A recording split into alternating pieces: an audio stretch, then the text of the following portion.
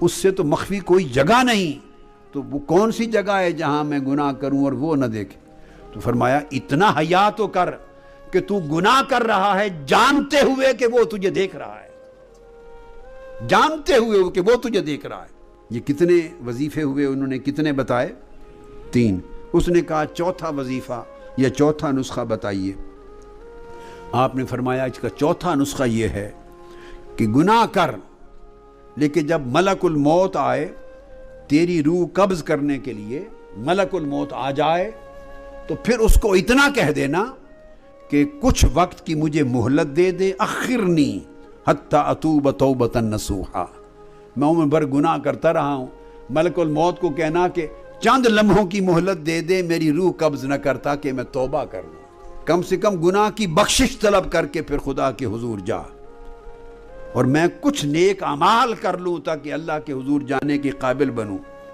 اس شخص نے کہا کہ ملک الموت تو میری درخواست قبول نہیں کرے گا، وہ تو لمحہ جب موت روح قبض کرنے کا آ جاتا ہے تو وہ تو نہ مقدم ہوتا ہے نہ مؤخر، وہ تو روح قبض کر لے گا، اور کوئی مہلت مجھے نہ توبہ کرنے کی ملے گی اس وقت جب ملک الموت روح قبض کرنے کے لیے پہنچ گیا، اور نہ اعمال صالحہ کی۔ تو فرمایا جب تجھے اس بات پہ قدرت نہیں کہ ایک لمحے کی مہلت مل سکے توبہ کرنے کی اور کچھ نیک عمل کرنے کی، تو پھر اندازہ کرتے تیری نجات کیسے ہوگی، خلاصی کیسے ہوگی۔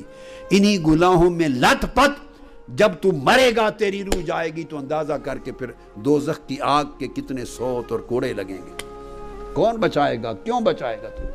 اس نے پوچھا کہ 5واں نسخہ بتائیں۔ آپ نے فرمایا 5واں نسخہ پھر یہ ہے کہ جب قیامت کا دن ہو اور حساب و کتاب ہو جائے اور تیرا نامہ اعمال کھلے گناہوں سے بھرا ہوا، اور دوزخ کے فرشتوں کو حکم ہو وہ تجھے تیری پیشانی کے بالوں سے پکڑیں اور گھسیٹ کر دوزخ میں لے جانا چاہیں، اس وقت ان سے کہہ دینا کہ ذرا چھوڑ دو مجھے تھوڑی دیر کے لیے، مجھے نہ لے جاؤ، شاید میں اللہ سے درخواست کروں تو مجھے نجات مل جائے۔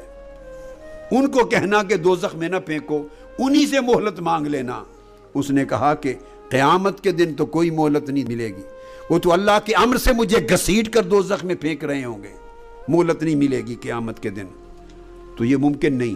جب 5واں نسخہ سن لیا اس شخص کی چیخ نکلی، چیخ نکلی، رو پڑا اور کہا حسبی حسبی، یہ 5 نسخے میرے لیے برابر ہیں، انا استغفر اللہ واتوب الیہ، میں ابھی گناہوں سے توبہ کرتا ہوں اور اس کے حضور معافی کا طلبگار ہوتا ہوں۔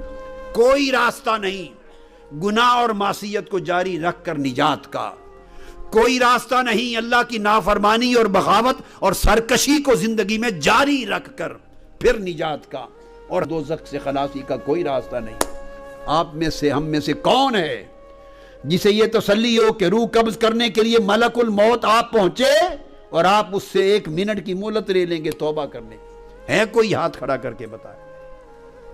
ہے کوئی جسے یہ خبر ہو کہ میں نے آج نہیں مرنا، میرے پاس مہلت ہے؟ کسی کو خبر نہیں۔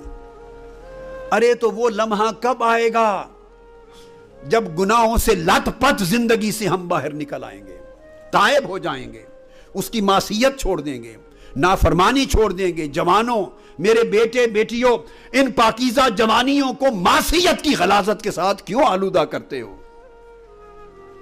ان پیاری پیاری جبینوں کو، ان کا تو حق تھا کہ اللہ کے حضور سجدوں سے منور کرو، ہاتھوں کا حق تھا کہ اس سے نیکیاں کماؤ، قدموں کا حق تھا کہ خیر کی طرف ان قدموں کے ذریعے آگے بڑھو، جسم و روح کا حق تھا کہ خدا کی تابعداری اور اخلاص اور اعمال صالحہ میں یہ ہمیشہ مصروف رہیں۔ ہم نے زندگی گناہوں میں برباد کر دی اور غفلت کے پردے پڑے رہے، اور موت اور بعد الموت کی حقیقتیں ہماری آنکھوں سے اوجھل رہیں۔ پھر کیا ہوگا جب یکلخت آنکھیں بند ہوگی؟ تو کیا منہ دکھائیں گے تاجدار کائنات اپنے آقا کو قبر میں، اور کیا منہ دکھائیں گے قیامت کے دن جب اعمال کھولے جائیں گے، اور ہر خفیہ عمل بھی جو 7 کمروں کے اندھیروں میں بھی مرتکب کیا تھا وہ بھی آپ کی آنکھوں کے سامنے آ جائے گا، اور توبہ نہیں کی ہوگی، احوال کو سنوارا نہیں ہوگا، اعمال صالحہ کا پلڑا ہلکا ہوگا، گناہوں کا پلڑا بھاری ہوگا، اس وقت پھر کوئی